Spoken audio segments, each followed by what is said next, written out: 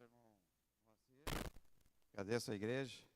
Privilégio de estar aqui, compartilhar a palavra do Senhor. Graça e paz, igreja. Muito bom compartilhar com os irmãos aquilo que Deus tem revelado ao meu coração. Estamos no último mês do ano de 2025, muitas lutas, muitas batalhas, uma jornada bastante difícil.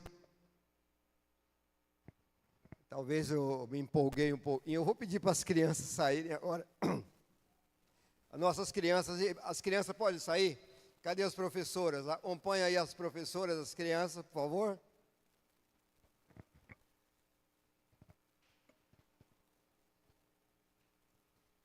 Que o Senhor fale ao coração das nossas crianças, trabalhe no coração delas.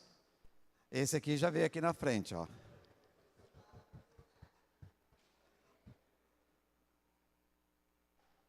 Que Deus abençoe as professoras para ministrarem a palavra de Deus.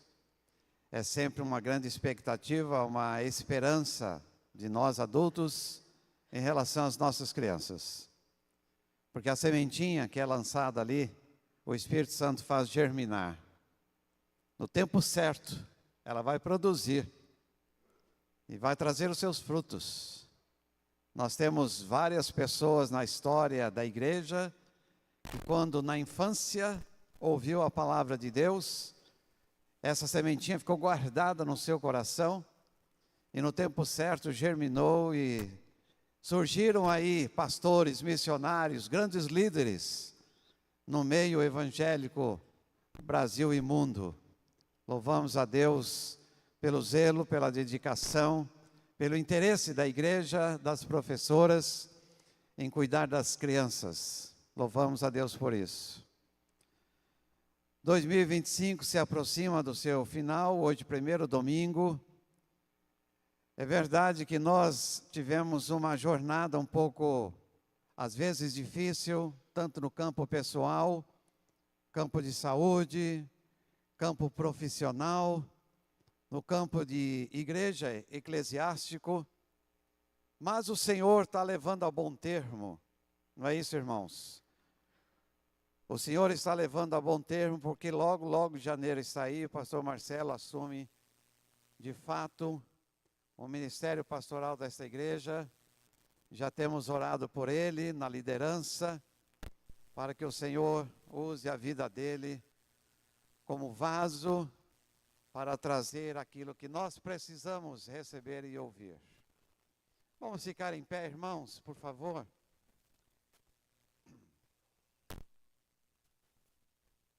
O tema que eu escolhi nesta noite para compartilhar com os irmãos é sobre Jesus. Novidade, né? Quero falar sobre Jesus em 3 tempos. O tema é Jesus em 3 tempos.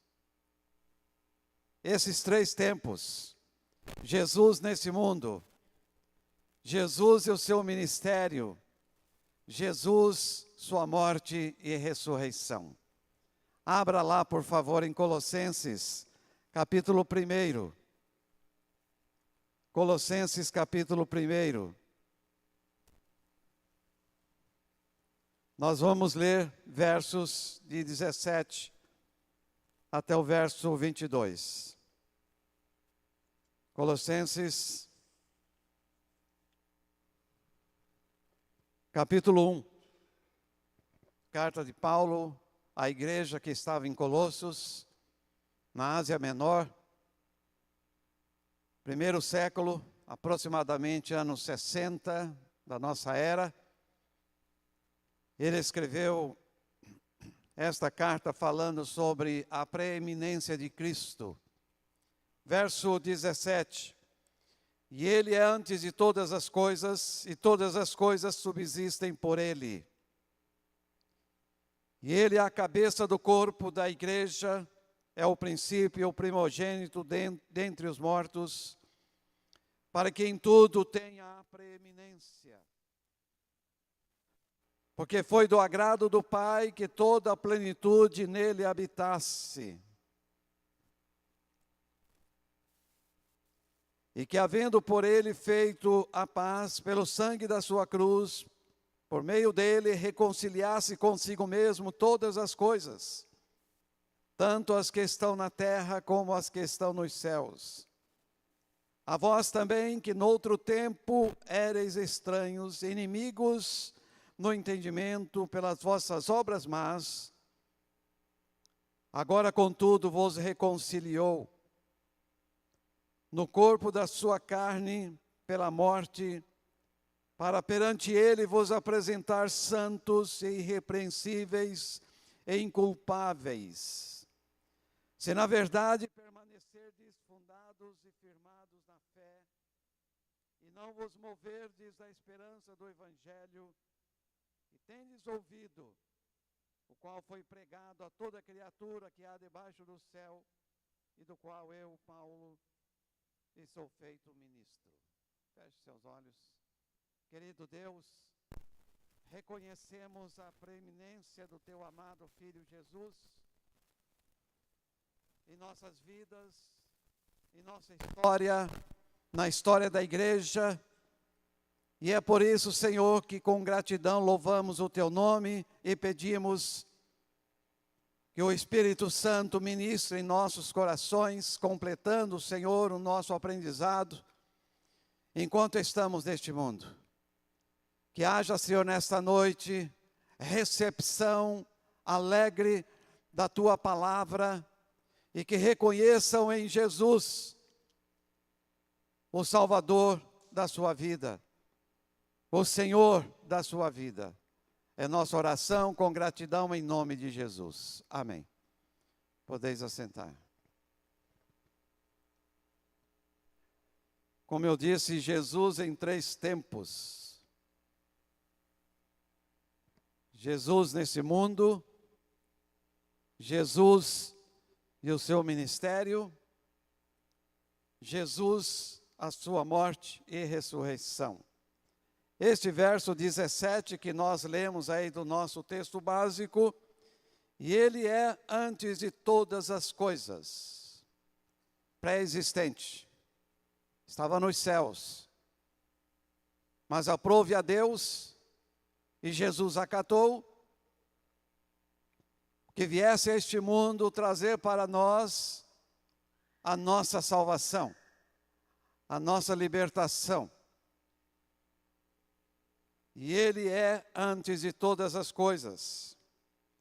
Ele, vindo a este mundo, trouxe consigo a solução daquilo que nos atormentava e nos prejudicava.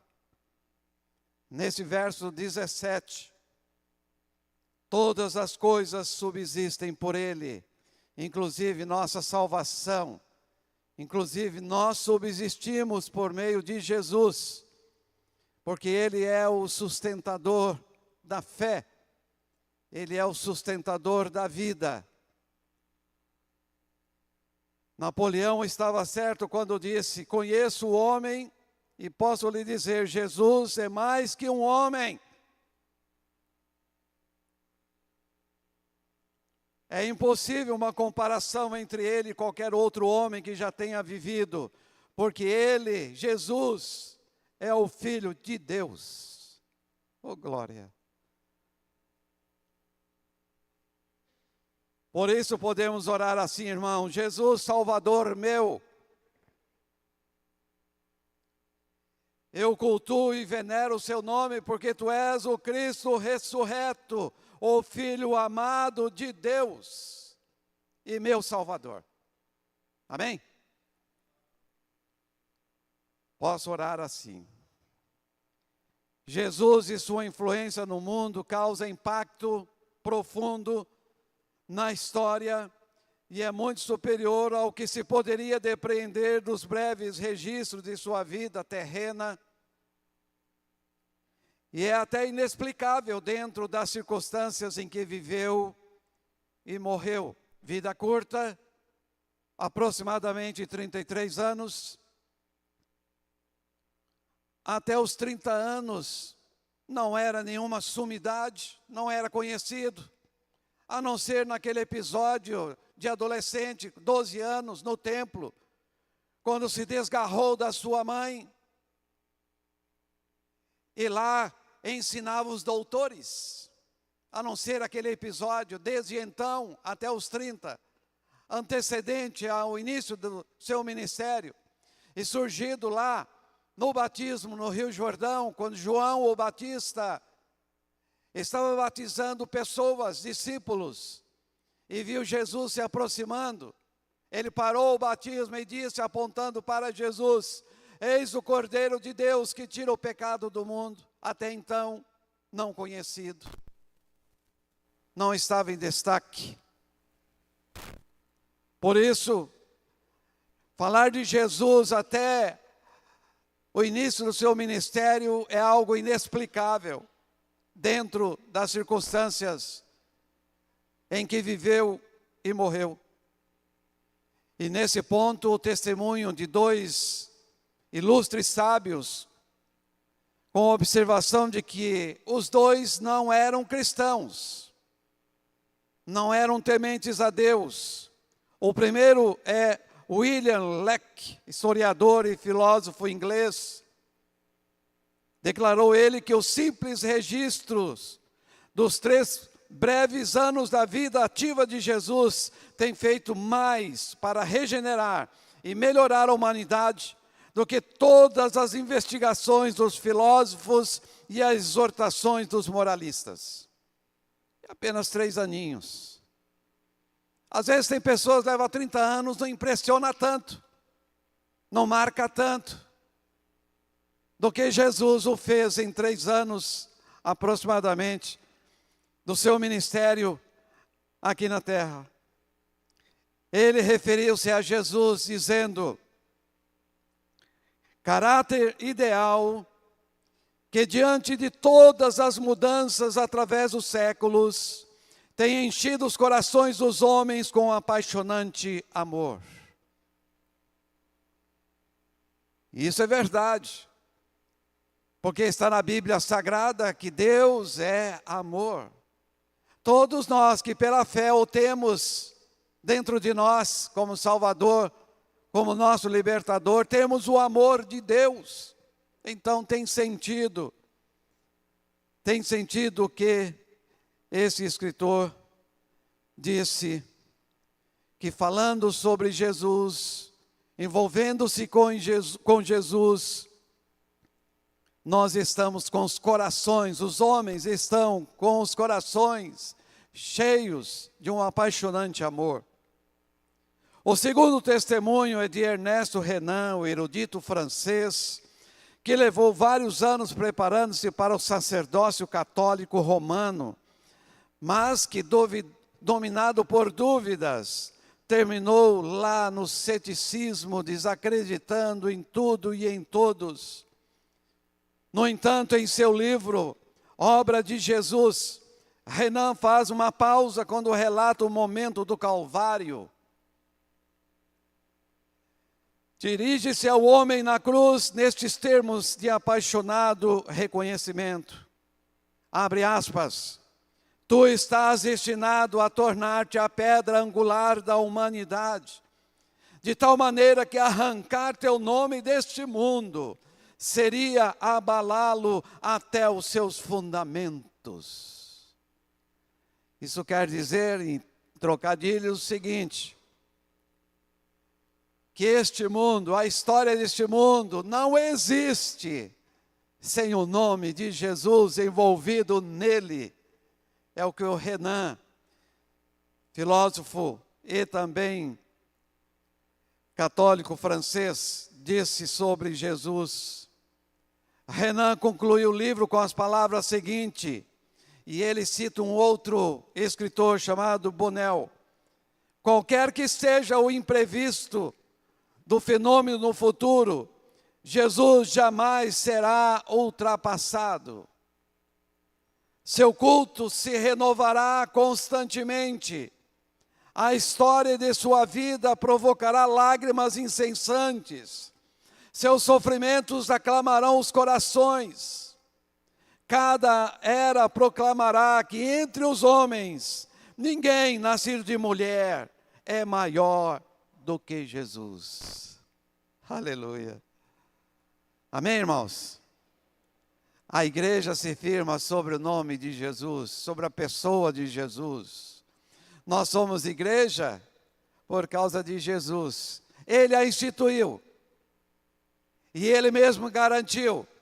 Nem a arena, nem os leões, nada, nem Satanás, hão de vencer a igreja, porque a igreja está envolvida com o nome de Jesus e depende do nome de Jesus.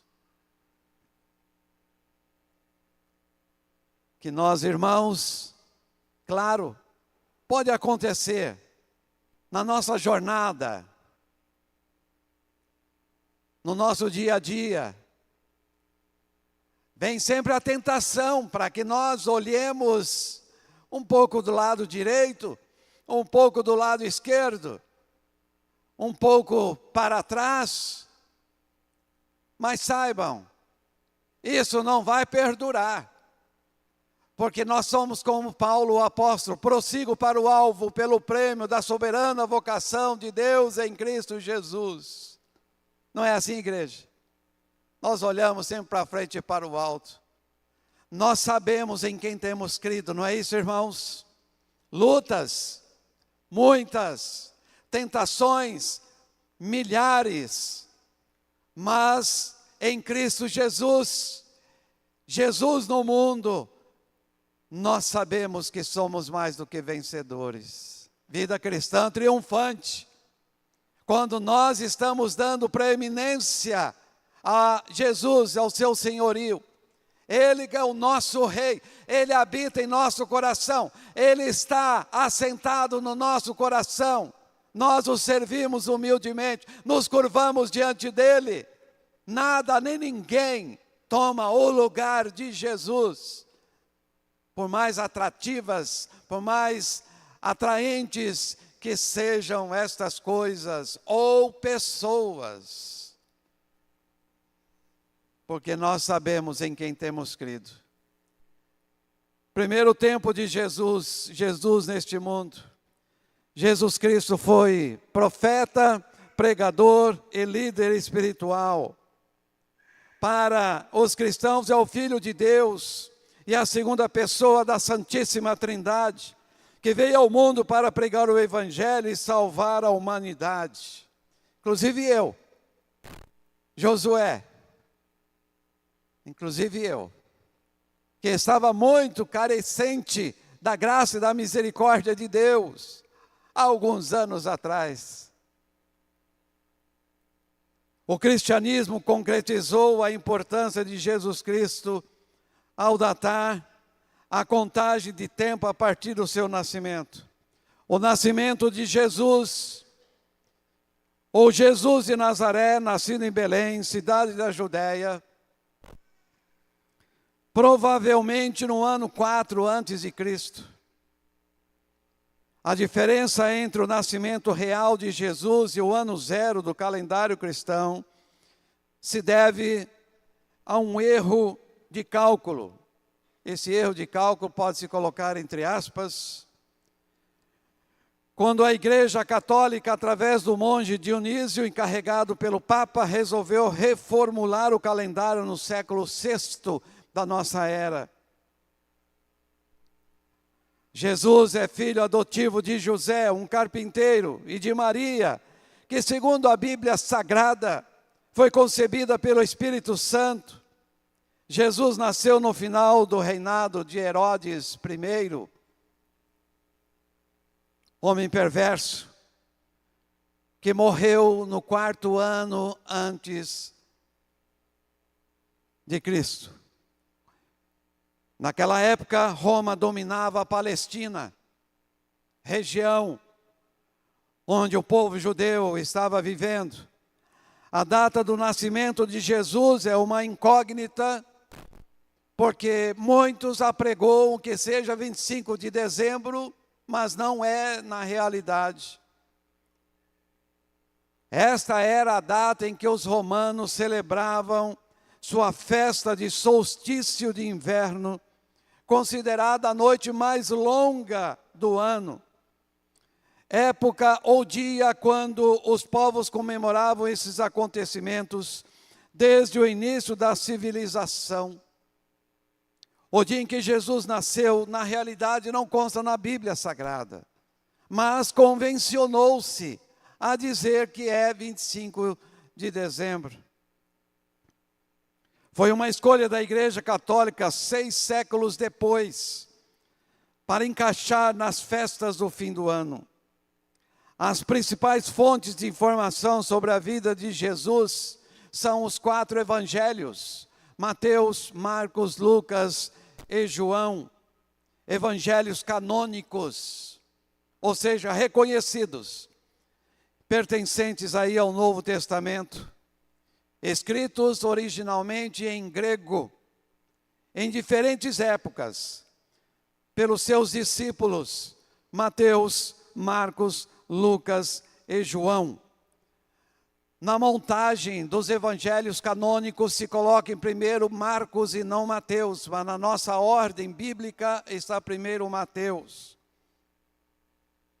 Em Mateus, o segundo evangelho narra os fatos da concepção de Jesus. Jesus neste mundo. Está lá em Mateus, capítulo 1, versos de 18 a 21, que nós vamos ler juntos. Mateus, capítulo 1, versículos de 18 a 21. Na nossa Bíblia é o primeiro evangelho, Novo Testamento. Maria estava prometida em casamento a José, e antes de viverem juntos, ela ficou grávida pela ação do Espírito Santo. Um anjo do Senhor lhe apareceu em sonho e disse: José, filho de Davi, não tenha medo, Maria dará à luz um filho e você lhe dará o nome de Jesus. Aqui nós temos o registro inicial, narrando o fato da concepção de Jesus. Jesus neste mundo, com um objetivo, com um propósito. Ele vindo ao mundo, em carne e osso, gerado num corpo humano, corpo de Maria, ainda que não como resultado da conjunção carnal com José, o seu noivo, porque ela foi gerada pelo Espírito Santo. Mas ele era matéria, ele era um ser humano. E o motivo pelo qual Deus não permitiu que Jesus nascesse depois de concretizado o casamento entre José e Maria, porque se Jesus fosse fruto de José e Maria, ele seria tal qual qualquer um de nós, nascidos em pecado. Não teria poder e autoridade, não teria recursos em si mesmo de nos libertar. E Deus, na sua sabedoria, então gera pelo Espírito Santo no ventre de Maria, antes de consumar o casamento com José, Jesus foi gerado só em Maria, nascido sem pecado. Porque se fosse com José, aconteceria com Jesus o que aconteceu com cada um de nós. Nascemos pecadores. Jesus, nesse mundo, o objetivo dele vir a este mundo, da maneira que veio, milagrosamente, contrariando todos os valores e princípios e entendimentos de surgimento de uma vida, foi com um propósito santo, para ele ter autoridade, para ele ter em si mesmo recursos, para me salvar, para te salvar, para nos salvar. O segundo tempo de Jesus, agora nascido, Jesus, infância e juventude, lá em Mateus capítulo 2. Mateus capítulo 2, versículos de 13 até o verso 15. É o segundo tempo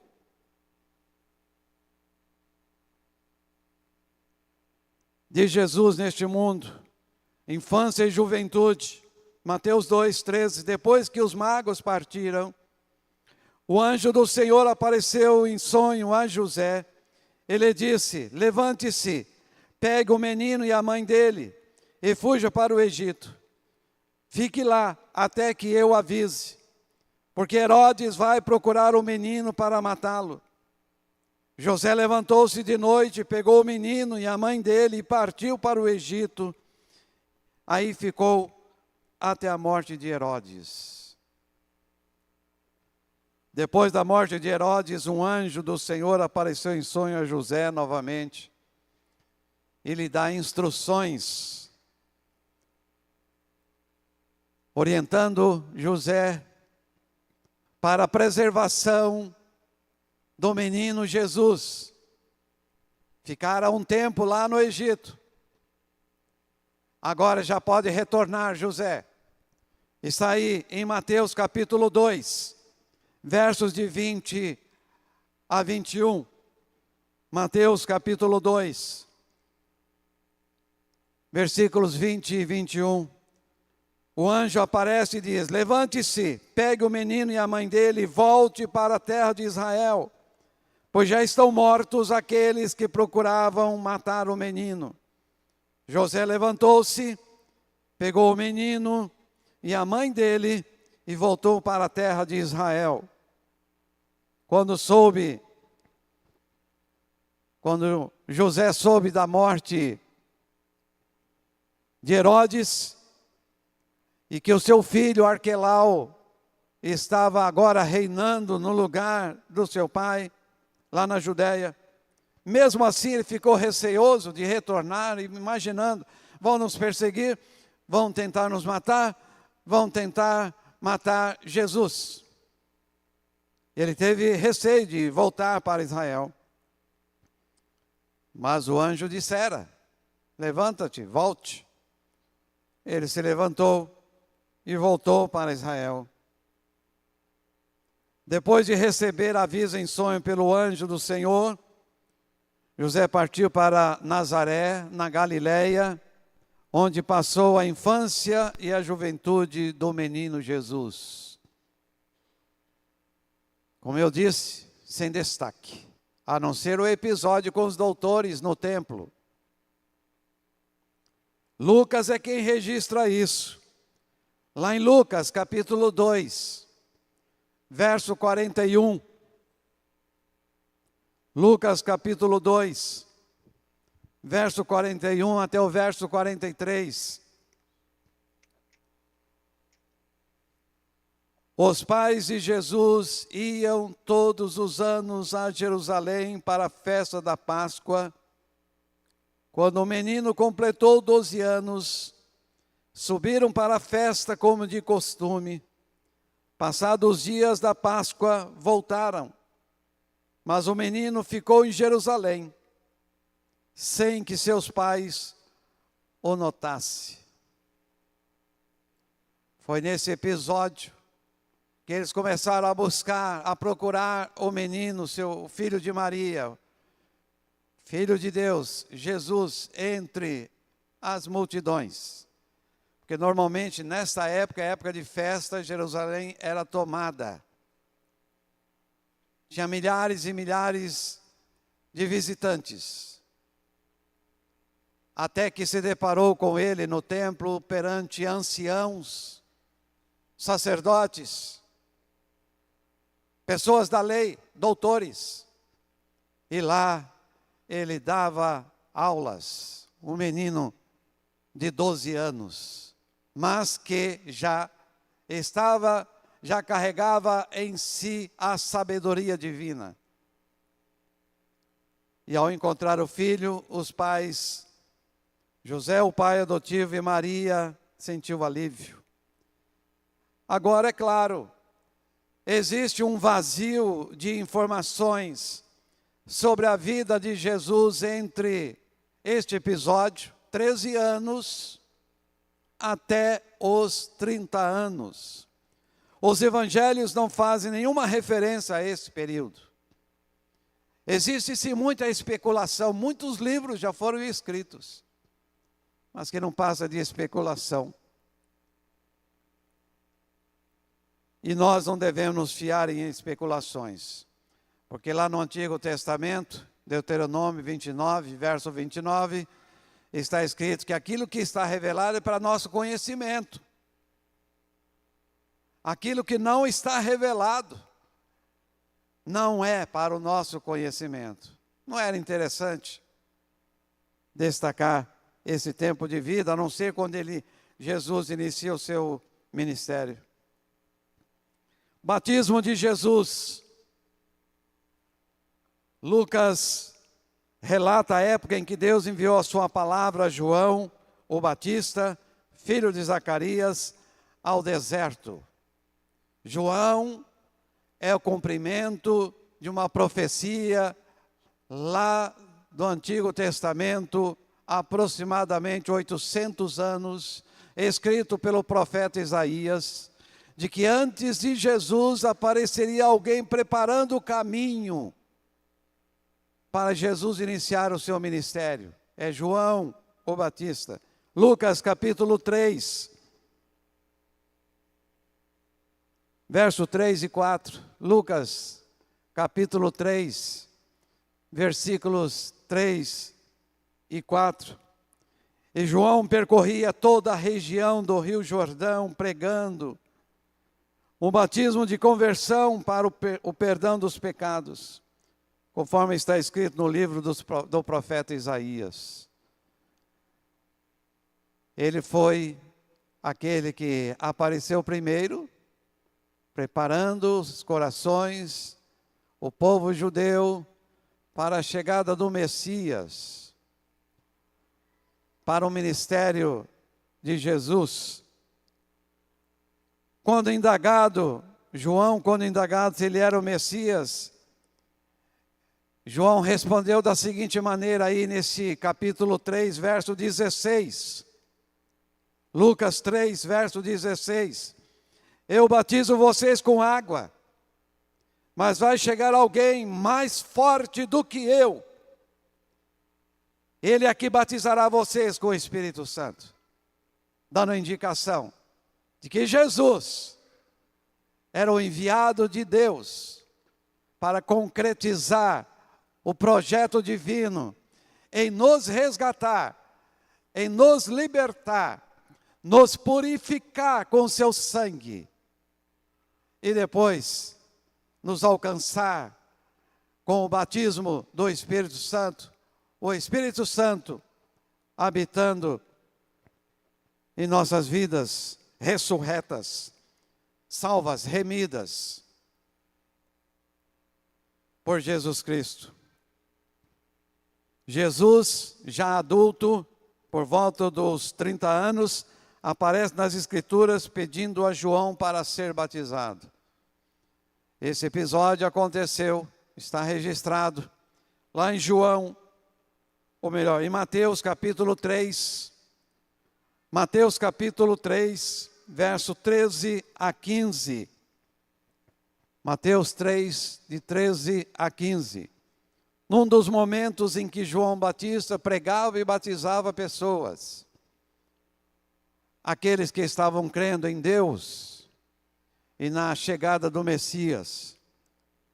No verso 13 de Mateus 3, Jesus foi da Galiléia para o Rio Jordão, a fim de se encontrar com João e ser batizado por ele. Mas João procurava impedi-lo, dizendo: sou eu que devo ser batizado por ti, e tu vens a mim? Jesus, porém, lhe respondeu: por enquanto, deixe como está, porque devemos cumprir toda a justiça. E João concordou e batizou Jesus. Após batizar Jesus no Rio Jordão, ouve-se uma voz, uma pomba desce dos céus, confirmando aquele ato, a chegada do momento de Jesus iniciar o seu ministério, a voz do Pai Celestial dizia: este é o meu Filho querido, nele tenho prazer. Que nós também, irmãos, estejamos dando prazer ao Pai Celestial no nosso dia a dia, no nosso viver cotidiano. Ali começa o segundo tempo de Jesus. Jesus e o seu ministério, árduo, difícil, complicado. O ministério de Jesus, que se estendeu por cerca de 3 anos e meio, a partir dos 30 anos de idade, envolveu a pregação do reino de Deus, a realização de milagres como curas, o ato de expulsar demônios e a formação dos discípulos, como os 12 apóstolos, para dar continuidade à missão, a Missio Dei, a missão de Deus. Enquanto ele estava no mundo, ele fez isso. Ausentou-se, agora nós temos esta responsabilidade, a Missio Dei. Realizar a propagação do Evangelho, falar do reino de Deus às pessoas. Sua mensagem de amor e compaixão, expressa em ensinamentos e parábolas, algumas delas não muito entendidas na época, visava a renovação do povo e a proclamação da vontade divina para uma vida mais plena, mais completa. Jesus e seu ministério, pregação e milagres. Jesus ensinava sobre o reino de Deus nas sinagogas e entre as multidões, utilizando parábolas para expressar verdades espirituais. Realizou curas, acalmou tempestades, andou sobre as águas, multiplicou pães e peixes, expulsou demônios e até ressuscitou mortos. Isso causou grande impacto enquanto ele estava desenvolvendo o seu ministério. A sua missão continua, formação de discípulos e reino de Deus. Reuniu 12 discípulos, os apóstolos, e os treinou para continuar sua obra, confiando-lhes o encargo de levar sua mensagem a todas as nações. E isso um pouquinho antes dele retornar aos céus, ele deixou claro, e está lá no finalzinho, que Mateus escreveu no capítulo 28. Ide por todo o mundo, pregou o evangelho a toda criatura, batizando-as em nome do Pai, do Filho e do Espírito Santo, fazendo discípulos. Primeiro se prega, primeiro se vê pessoas convertidas. Essas pessoas convertidas são discipuladas. Não tem discipulado, irmãos, sem conversão. Não podemos inverter a ordem porque vamos criar falsos crentes, falsas pessoas remidas. Prega seu evangelho, tem-se arrependimento, a pessoa crê, recebe a Jesus como Salvador. Agora ela será discipulada, será ministrada, será ensinada dentro da doutrina bíblica, não necessariamente da igreja, mas doutrina bíblica, doutrina do reino de Deus. Esta é a segunda parte aí do ministério de Jesus. Deveria-se também anunciar entre as nações, já de imediato, a proximidade do reino de Deus, do retorno de Cristo, convite à conversão pelo arrependimento dos seus pecados e fé na palavra, fé no Evangelho. Jesus neste mundo, primeiro tempo. Jesus, seu ministério, segundo tempo. Agora o terceiro e último. Jesus, morte e ressurreição. A morte de Jesus na cruz, ocorrida provavelmente no ano 30 ou 33, aquele probleminha do calendário, tá? Por ordem de Pôncio Pilatos, foi um evento central para a fé cristã, vista como um sacrifício para a redenção do homem pecador. No seu ministério, 3 anos e meio aproximadamente, Jesus sofreu flagelação. Foi coroado, é verdade, mas coroa de espinhos. Foi crucificado no Gólgota, lá no Monte Calvário. Uma morte cruel, que segundo a Bíblia foi acompanhada por eventos sobrenaturais, como por exemplo um terremoto. Quando ele estava lá na cruz, houve também o rasgar do véu no templo, no lugar chamado Santo dos Santos, o lugar santíssimo, que ninguém poderia ter acesso. Seria um espaço como este. Tinha um grande véu aqui, uma grande cortina. Ninguém poderia passar para lá. Era proibido. Risco de morte. Não havia santidade suficiente ainda. Até próximo poderia. Lá no templo de Jerusalém. Na morte de Jesus, além do terremoto, houve também o rasgar do véu. Este evento sobrenatural, houve a ressurreição de muitos mortos, de muitos santos.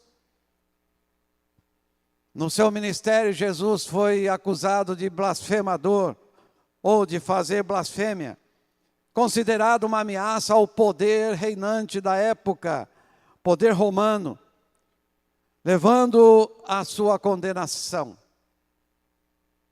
através de Pôncio Pilatos. A crucificação era uma forma brutal de execução que o Império Romano usava. Não se tinha dó, não se tinha pena, não se tinha sentimentos em relação àquele que seria crucificado. E Jesus foi pregado na cruz, no local chamado Calvário. Antes, porém, da sua crucificação, Jesus foi açoitado violentamente. Os açoites que ele recebia eram um chicote com 7 tranças de couro cru. Só que na ponta tinha umas garras de aço, tipo anzóis, que conforme o soldado lançava e batia nas costas, ele puxava. E ali rasgava a carne do corpo de Jesus, açoitado violentamente. Ele foi ridicularizado, foi cuspido no rosto, batido com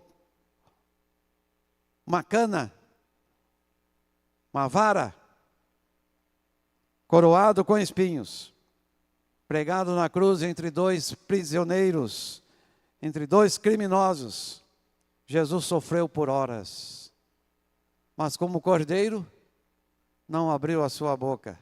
Ele tinha um propósito maior. Levar a cabo, levar até o final o seu sacrifício, derramar o seu sangue, morrer por nós, para que hoje nós pudéssemos estar aqui, irmãos, relembrando, comemorando o que ele sofreu para nos resgatar.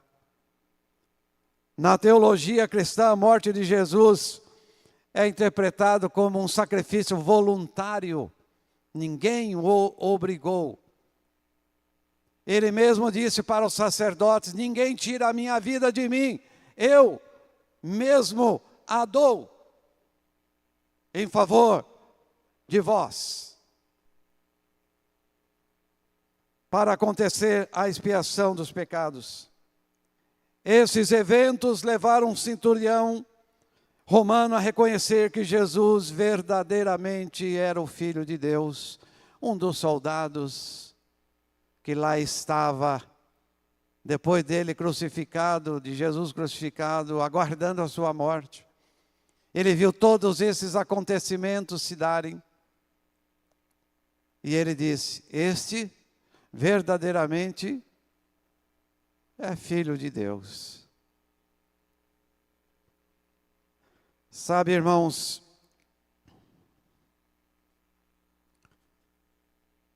conversei com minha filha Minha filha caçula, ela é bióloga.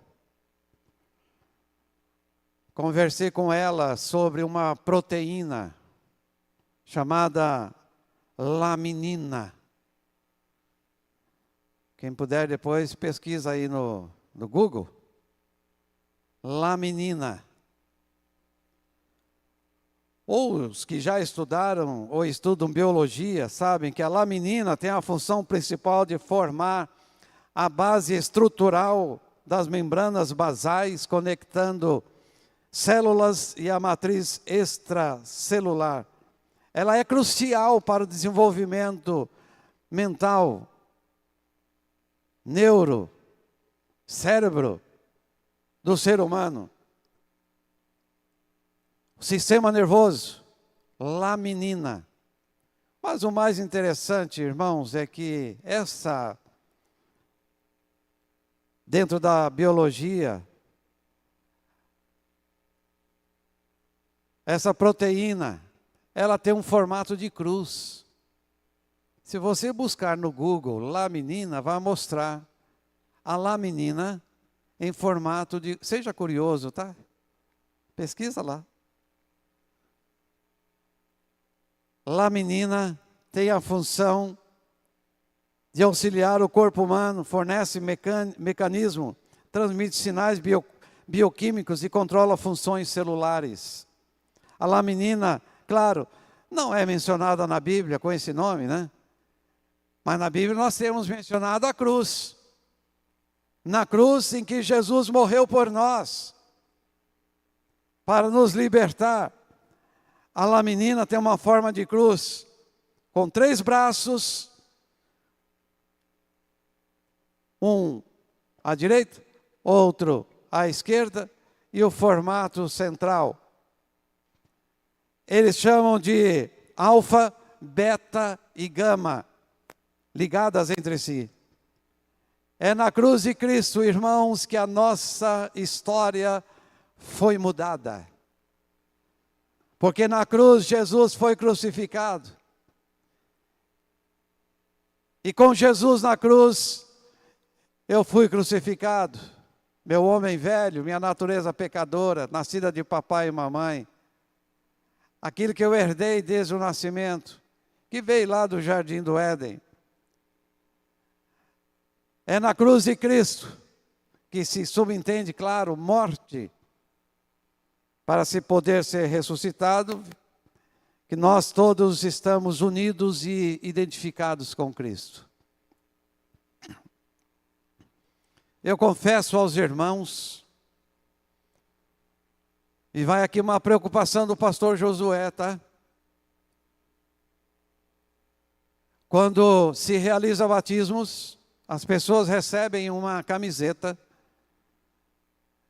já entra no batistério dizendo assim, nasci de novo. Eu fico um pouco preocupado, porque pode-se estar passando ideia de que é lá no batistério que a pessoa vai nascer de novo. Não é, irmãos.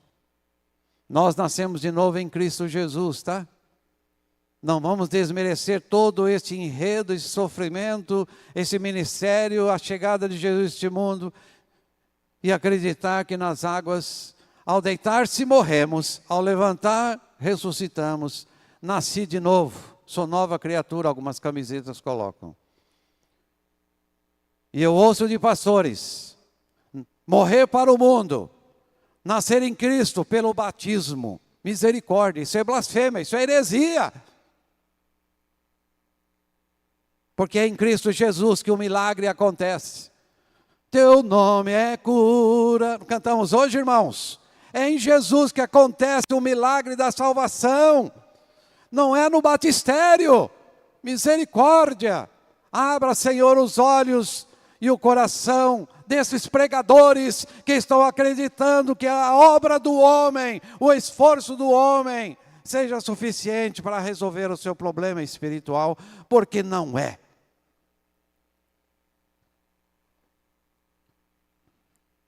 É na cruz que Cristo morreu. Diz aí em Colossenses, capítulo 1, verso 20, que nós lemos. E que havendo por ele feito a paz pelo sangue da sua cruz, por meio dele reconciliasse consigo mesmo as coisas, tanto as que estão na terra como as que estão nos céus. E por que não lembrarmos, irmãos, lá de Efésios capítulo 2, o versículo 10. Bom, 8 e 9 é clássico, né? Pela fé nós somos salvos, não vem das obras para que ninguém se glorie. Chega no verso 10.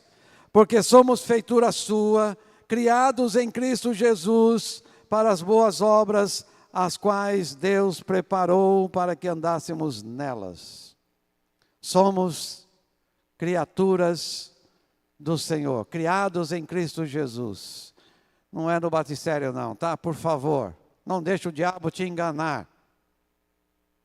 Não deixe.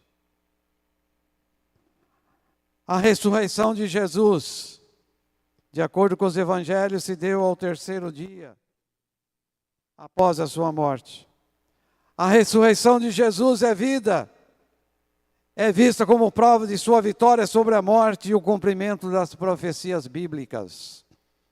A ressurreição de Jesus oferece aos que creem nele a esperança da vida eterna, rompendo as barreiras da morte, do reino dos mortos.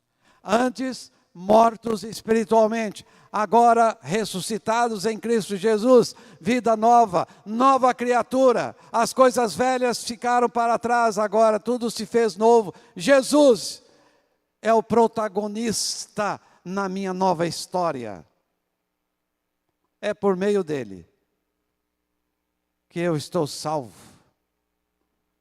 Permaneço salvo. E continuarei salvo, porque ele habita em mim. Um dia vou com ele entrar nos céus, no arrebatamento. A ressurreição de Jesus aconteceu 40 dias depois da sua ressurreição. Ele compareceu ou apareceu para muitas pessoas, primeiramente para as mulheres que foram lá no sepulcro, as emotivas, as sensíveis, aquelas que se interessam mais, as mulheres, homens, prestemos atenção nisso. Na manhã do domingo, as mulheres correram para o sepulcro. Jesus apareceu a elas. Elas correram para onde estavam os discípulos fechados, temerosos de serem presos, condenados, mortos, num cenáculo. Anunciar, Jesus ressuscitou. Alguns deles não deu crédito às mulheres. Saíram. Imagina, eu vou correr o risco, mas eu tenho que confirmar, porque foi a mulher que disse, né? Chegando lá, o sepulcro estava aberto, após a pedra ser removida. Voltaram, contaram para alguns dos discípulos que lá estavam. Na época que eles retornaram, Tomé não estava. Fecharam a porta novamente do cenáculo, com receio. E sempre ficava um vigia ali próximo da porta, por causa dos soldados romanos. O cenáculo estava todo fechado. Jesus aparece lá no meio. Janelas e portas trancadas. Jesus aparece no meio. E se manifesta a eles. Depois se manifesta a outros discípulos, seguidores de Jesus. Segundo o que está na Bíblia Sagrada, apareceu para mais de 500 pessoas como o Cristo ressuscitado. Um corpo especial. Corpo angelical. E um pouquinho antes dele voltar aos céus, dele ascender aos céus, ele dá a ordem a cada um dos que ficariam aqui na terra, proclamar o seu evangelho, anunciar o seu nome, falar do seu reino, conquistar vidas para Jesus. Batizar esses conquistados a ir fazer discípulos, ensinar como proceder neste mundo, carregando agora o nome de Jesus, ou se intitulando discípulo de Jesus.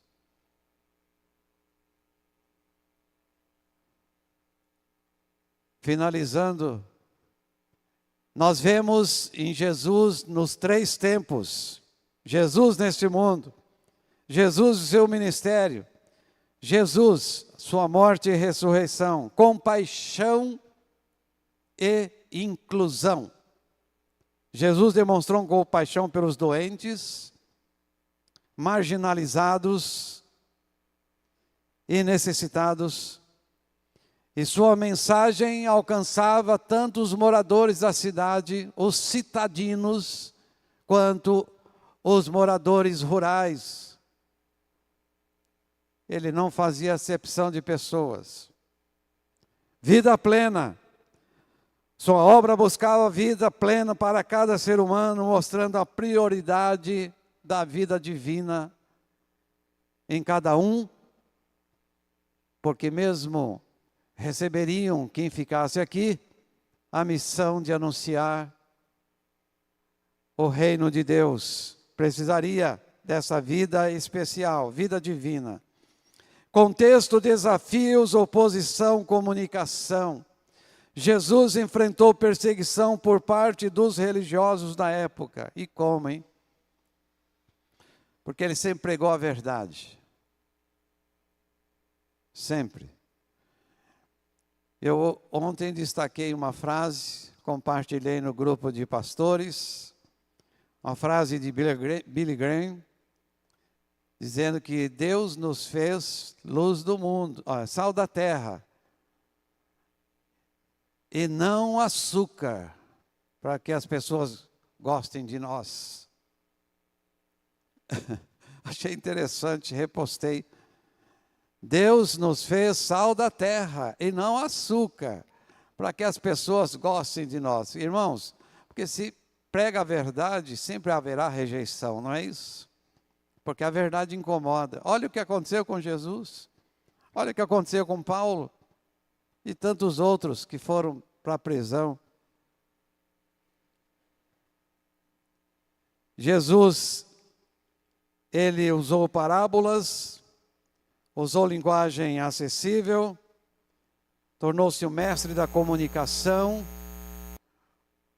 transmitiu mensagem através das crianças, dos adolescentes, dos adúlteros, da adúltera, através dos milagres, das curas, da ressurreição, ou das ressurreições. A vida de Jesus trouxe para nós o entendimento sobre fé.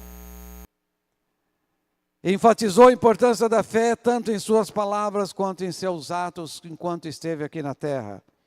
Jesus Salvador. Na Bíblia, a morte de Jesus na cruz é descrita como um sacrifício para a redenção do homem e dos seus pecados.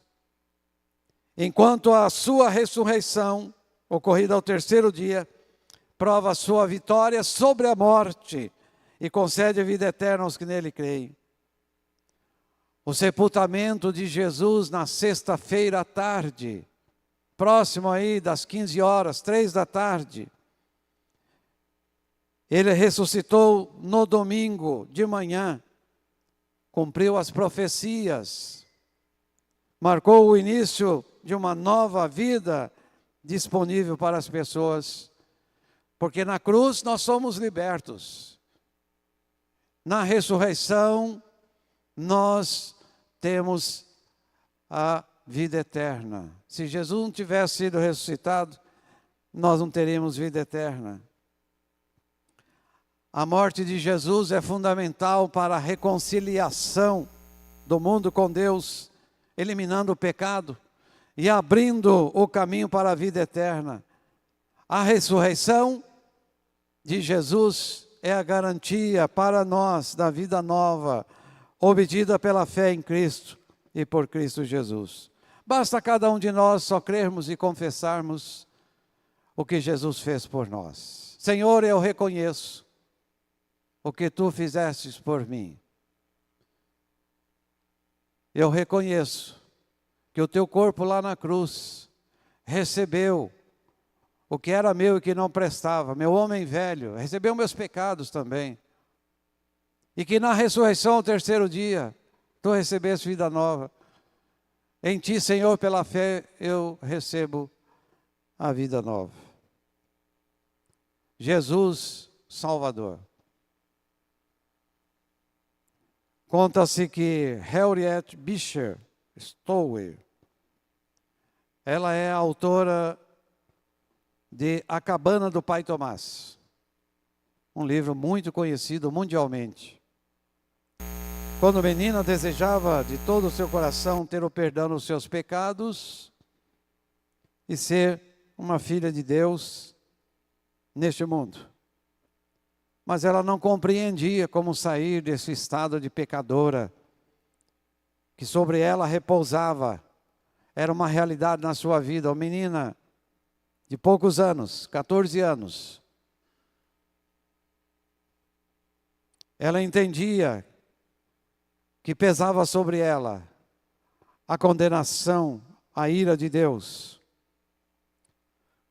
Falou do grande amor de Deus em linguagem direta e simples e terna ao seu pai, pastor Beecher, num sermão sobre Jesus, dizendo que Jesus é o amigo que ofereceu a sua vida para a salvação do homem. Harriet, que se achava então na época com 14 anos, escutou atentamente o sermão que seu pai pregara, voltou para casa e começou a remoer, a meditar naquilo que ela havia ouvido na pregação através do seu pai, pastor Beecher.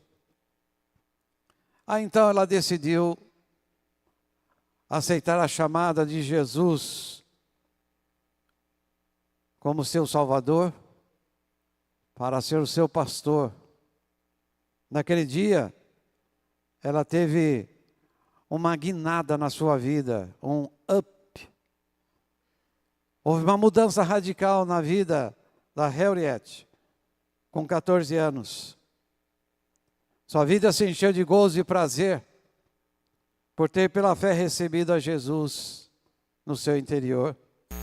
Desde então, diz o testemunho de Harriet Beecher Stowe, no livro A Cabana do Pai Tomás, desde então, minha vida teve mudança radical, ao perceber que já não era mais velha criatura, mas sim nova criatura em Cristo Jesus, e por Cristo Jesus, conforme creio, e que está na Bíblia Sagrada, em 2 Coríntios, capítulo 5, verso 17. Se alguém está em Cristo, e ela complementava assim: eu estou em Cristo, nova criatura é, sou nova criatura, as coisas velhas já passaram, já não existem mais em mim, eis que tudo se fez novo, minha vida agora é nova. Ela fez a aplicação pela fé, uma menina de 14 anos. Irmãos, essa experiência é pessoal e cada um pode ter essa experiência. Todos podem ter essa experiência nesta noite, para a glória de Deus. Amém? Baixe sua cabeça, por favor. Querido Deus, entendemos, ainda que em parte, o porquê tu enviaste Jesus, o teu Filho amado, a este mundo. Propósito maior: nos resgatar, nos salvar, nos remir, nos libertar. Dar a nós recursos e condições de, neste mundo, ser luz do mundo e sal da terra. Aguardar a tua volta, fazendo discípulos, pregando o teu evangelho.